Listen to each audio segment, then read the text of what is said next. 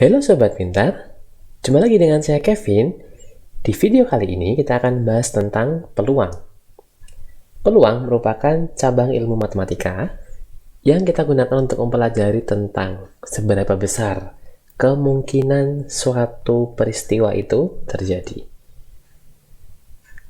Nilai peluang itu terletak di antara 0 sampai 1.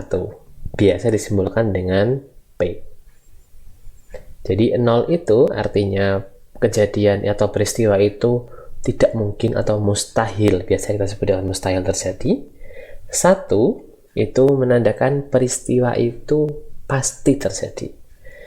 Jadi ini mustahil terjadi, ini pasti terjadi. Nah, nilai peluang terletak di antara 0 sampai 1. Makanya kadang kita mengatakan kayaknya kemungkinan 50% besok pagi hujan. Nah, gitu kan terletak di antara 0 sampai 1 gitu. Terus misalkan kita ditanya teman kita, besok mau ikut pergi nggak? Kayaknya 90% nggak bisa deh. Nah, itu kan terletak di antara 0 sampai 1. 0 itu mustahil, 1 itu pasti terjadi. Nah, kita coba untuk amati beberapa contoh ya. Nah, contohnya seperti ini. Nomor 1, peristiwa munculnya angka kurang dari 10 pada pelemparan sebuah dadu bermata 6. Nah, ini kasus yang sering dibicarakan ya, ketika kita punya sebuah dadu, kemudian kita melemparkannya, berarti kan kemungkinannya muncul, ini dadu bermata 6 ya, berarti muncul 1, 2, 3, 4, 5, atau 6. Ketika ditanya peristiwa munculnya angka kurang dari 10, maka 1 pun kurang dari 10, 2 kurang dari 10, 3 kurang dari 10, 4 sampai 5 sampai 6 kurang dari 10, maka ini pasti terjadi. Maka peluangnya ini sama dengan 1, karena ini pasti terjadi. Kemudian yang kedua, peristiwa terambilnya kartu berangka 15 pada satu set kartu bridge. Nah, satu set kartu bridge kan kita tahu angkanya nggak ada yang sampai 15 kan, maka ini mustahil terjadi gitu. Atau kita misalkan kalau dalam matematika bilangan ganjil yang habis dibagi 2, itu kan nggak mungkin juga, tidak ada, mustahil. Yang ketiga, peristiwa muncul sisi angka pada pelemparan sebuah koin. Nah, jadi kan ketika kita melemparkan koin itu kan kemungkinan ada sisi angka, ada sisi gambar. Nah, kalau di Indonesia diterjemahkan angka sama gambar ya. Kalau secara internasional atau di luar negeri biasanya disimbolkan dengan head and tail. Gitu. Makanya ini kalau di Indonesia ditranslatekan sebagai angka dan gambar. Nah, kalau kita melemparkan koin kan bisa jadi mungkin muncul angka, bisa jadi muncul gambar. Makanya ini peluangnya kita belum tahu. Terletak di antara 0 sampai 1. Nah, itu tadi contoh kejadian yang pasti, kejadian yang mustahil, dan kejadian yang terletak di antara pasti dan mustahil, terletak di antara 0 sampai 1 peluang. Nah, di video kali ini kita akan belajar tentang 2 macam peluang. Yang pertama adalah peluang empirik, dan yang kedua adalah peluang teoretik. Oke, langsung saja kita bahas yang pertama, yaitu peluang empirik.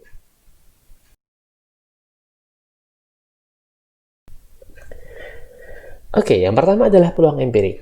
Jadi peluang empirik ini melihat besarnya kemungkinan berdasarkan beberapa percobaan atau beberapa peristiwa yang sudah terjadi. Jadi beberapa percobaan kemudian dilihat kemungkinannya, disebut dengan peluang empirik gitu. Jadi ada yang mengatakan, ada yang menamakan ini frekuensi relatif juga. Jadi ada beberapa yang mengistilahkan peluang empirik dengan frekuensi relatif. Jadi kita sudah melakukan berbagai macam percobaan, sudah melakukan beberapa kali percobaan, kemudian kita melihat kemungkinannya dari percobaan yang kita lakukan itu. Oke ya, biar lebih mudah kita lihat contohnya. Misalkan Kevin melemparkan 100 kali sebuah dadu bersisi 6. Jadi dilemparkan 100 kali ya. Kemudian Kevin mencatat hasilnya. Hasilnya sebagai berikut. Jadi dia melemparkan mata dadu sebanyak 100 kali, kemudian dicatat. Ternyata setelah dilemparkan 100 kali, mata dadu 1 muncul 20, mata dadu 2 muncul 15, dan seterusnya ya. dari sini misalkan kita diminta untuk mencari peluang empirik munculnya mata dadu 4. Nah, kita lihat mata dadu 4 itu kan 16. Berarti untuk mencari peluang empiriknya, kita bisa dapatkan dengan banyaknya peristiwa yang terjadi dibagi atau dibandingkan dengan banyaknya percobaan. Berarti peluang mata dadu 4 ya pada pelemparan ini, misalkan saya sebutkan P4 seperti ini, berarti banyaknya peristiwa terjadi, banyaknya muncul mata dadu 4, yaitu 16 dibagi dengan banyaknya percobaan, yaitu 100 kali. Berarti 16 per 100. Bisa kita sederhanakan, masing-masing bisa kita bagi dengan 4, diperoleh 4 per 25. Nah, itu contoh bagaimana cara kita untuk menghitung peluang empirik. Selanjutnya, kita akan lanjut ke jenis peluang yang kedua, yang disebut dengan peluang teoritis.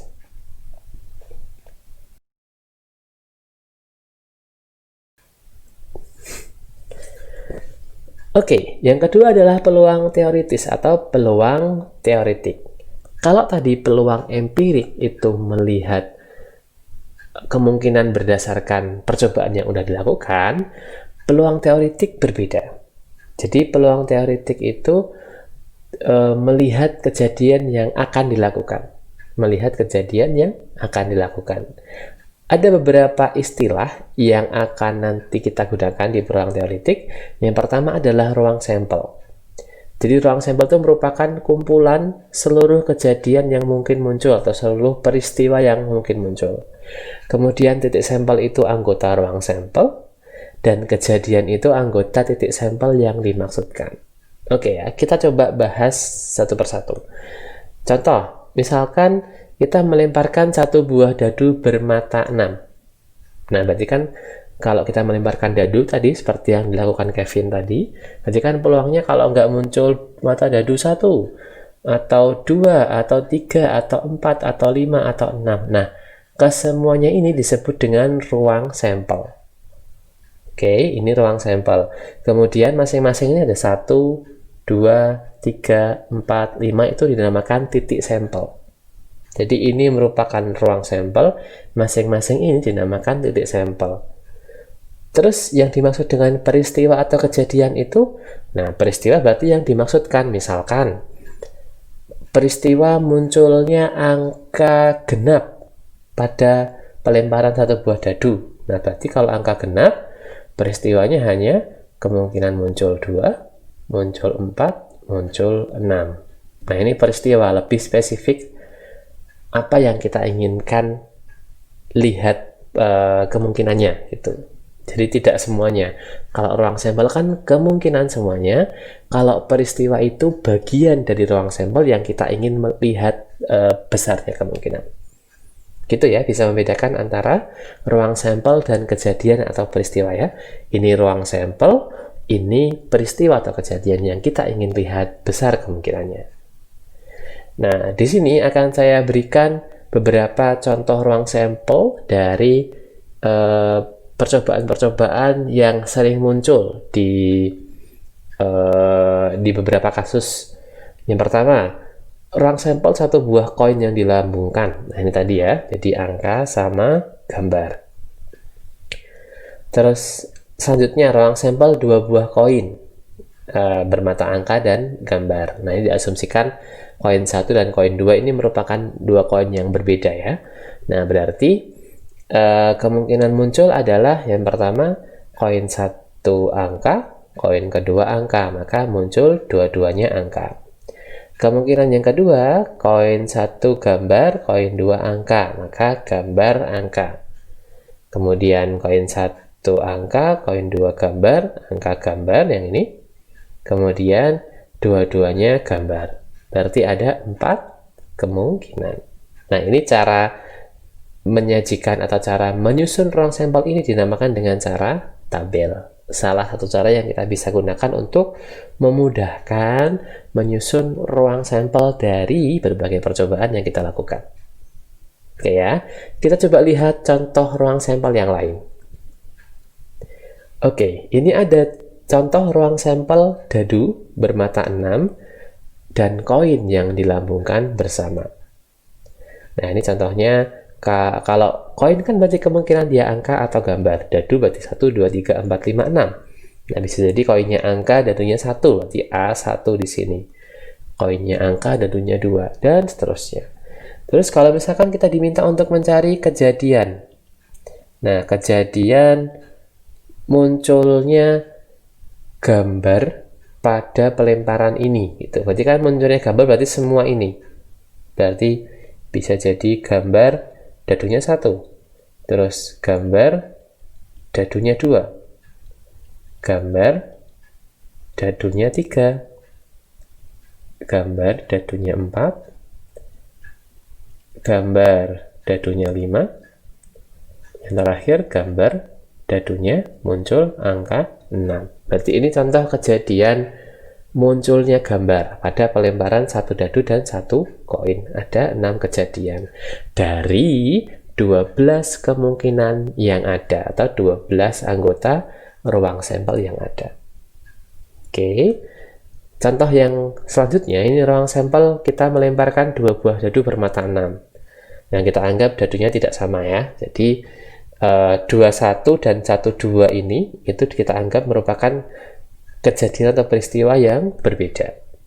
Nah, berarti kalau 2 dadu paling mudah kita sajikan dalam bentuk tabel seperti ini, maka banyaknya ruang sampel ada 36. Nah, contohnya kejadian muncul angka dadu kembar. Nah, angka dadu kembar berarti kan seperti ini. 1, 1, 2, 2, 3, 3, 4, 4, 5, 5, 6, 6. Berarti 1, 1, 2, 2. Jadi masing-masing dadu memiliki angka yang sama atau kembar. 3, 3, 4, 4, 5, 5, 6, 6. Nah, berarti kejadiannya atau peristiwanya ada 6. Terus ruang sampel ada 36. Nah, itu tadi ya, ada ruang sampel dan kejadian. Terus yang dimaksud dengan rumus peluang teoretik itu seperti apa? Nah, kita akan bahas rumus untuk mencari peluang teoretik. Nah, tadi kita sudah bahas tentang kejadian, kita sudah bahas tentang ruang sampel. Untuk mencari peluang teoretik ternyata cukup simpel. Jadi rumusnya adalah NA dibagi NS. Di P itu untuk peluang, NA itu banyaknya kejadian. Kemudian NS itu adalah banyaknya anggota ruang sampel. Oke ya, kita coba untuk kerjakan sebuah contoh. Tentukan peluang munculnya mata dadu ganjil pada pelemparan 1 buah dadu. Berarti kan tadi S. Nah, S itu kan ruang sampelnya ya, kita simbolkan dengan S. S-nya di pelemparan 1 buah dadu kan berarti kemungkinan dia 1, 2, 3, 4, 5, 6. Tadi kita udah bahas ya. Terus kejadian atau di sini disimbolkan dengan A. Munculnya mata dadu ganjil. Ganjil berarti kan 1, 3, 5. Nah, jadi ruang sampelnya ada berapa? Berarti banyaknya anggota ruang sampel. Berarti ada 6. Kemudian banyaknya anggota di peristiwa yang kita inginkan itu ada 3. Jadi di peluang teoretik ini menganggap kemungkinan masing-masing munculnya titik sampel ini kita anggap sama. Berarti peluangnya adalah banyaknya kejadian yang kita inginkan dibagi banyaknya ruang sampel. Oke, berarti banyaknya kejadian ada berapa? Ada 3, dibagi banyaknya ruang sampel ada 6. Jadi peluangnya 3/6, atau kita bisa sederhanakan jadi 1/2. Oke ya, cukup mudah ya. Biar lebih paham lagi, kita coba selesaikan beberapa latihan soal yang berkaitan dengan peluang.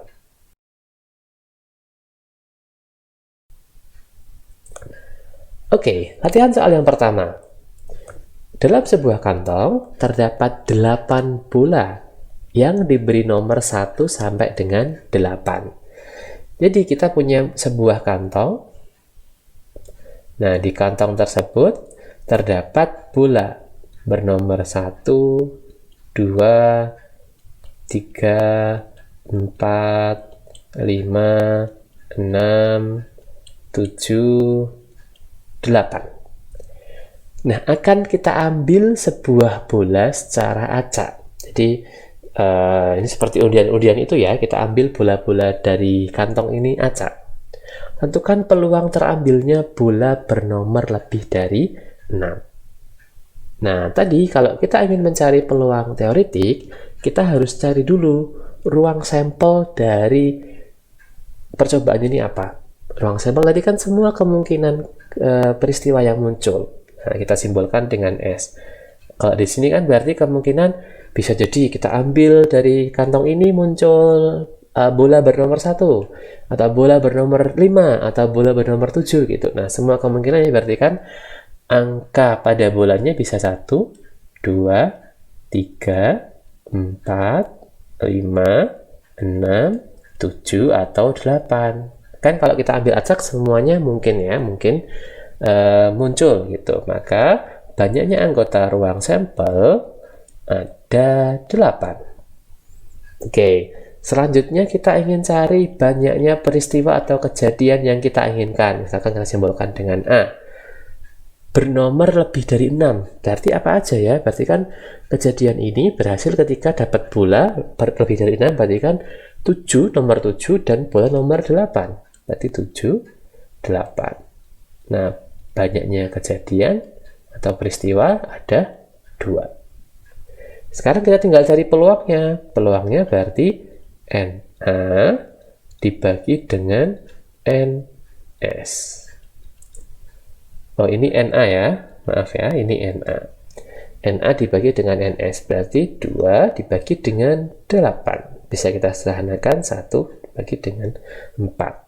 Nah, bisa dibentuk yang lain ya. Misalkan kita mau dalam bentuk desimal, bisa saja 0,25. Atau dalam bentuk persentase berarti 25%. Berarti kita bisa katakan kalau ada sebuah kantong ada bola 1 sampai 8, peluang terambilnya bola bernomor lebih dari 6 itu 25%. Gitu. Gitu ya. Gitu. Oke, cukup mudah dipahami ya. Kita lanjut ke latihan soal nomor 2. Oke, di soal nomor 2 ini terdapat pendataan peserta ekstrakurikuler. Nah, diperoleh hasil 9 siswa memilih pramuka, 12 siswa memilih poli, 7 siswa memilih PNR, 8 siswa memilih KIR. Akan dipilih seorang siswa secara acak untuk dijadikan koordinator ekstrakurikuler. Jadi dari sini akan dipilih satu orang siswa secara acak. Tentukan besarnya kemungkinan yang terpilih siswa dari cabang voli. Oke ya, jadi kita akan memilih satu dari seluruh siswa ini. Berarti kita harus cari dulu banyaknya ruang sampel. Gitu ya, jadi kita cari banyaknya ruang sampel. Loh, ini kan kita nggak ada namanya masing-masing. Nggak apa-apa. Yang kita butuhkan kan bukan list namanya, tapi yang kita butuhkan adalah banyaknya anggota ruang sampel. Berarti kan ini totalnya ada berapa siswa nih? Ada 9 siswa, ditambah 12 siswa, ditambah 7 siswa, ditambah 8 siswa. Oke ya, 8 tambah 12 itu 20, tambah 7, 27, ditambah 9 ada 36 siswa. Nah, selanjutnya, kejadian yang diharapkan muncul adalah koordinatornya terpilih dari cabang voli. Nah, berarti banyaknya peristiwa anaknya muncul, koordinator muncul dari ekstrakurikuler voli, berarti kan ada 12 siswa. Jadi yang kemungkinannya ada 12 siswa. Berarti untuk mencari peluangnya, simple. Banyaknya kejadian dibagi dengan banyaknya ruang sampel. Berarti 12 dibagi dengan 36. Hasilnya 1/3. Oke, cukup mudah bukan? Semoga bisa membantu teman-teman semua untuk mempelajari tentang peluang. Oke, di video selanjutnya kita akan membahas lebih lanjut tentang peluang. Kita akan membahas operasi-operasi pada peluang dan latihan-latihan soal yang lebih advance lagi yang berkaitan dengan peluang. So, terima kasih. Sampai ketemu di video selanjutnya. Terima kasih sudah nonton channel ini. Like dan share jika bermanfaat. Jangan lupa klik subscribe dan nyalakan lonceng notifikasinya. Sampai ketemu di video selanjutnya.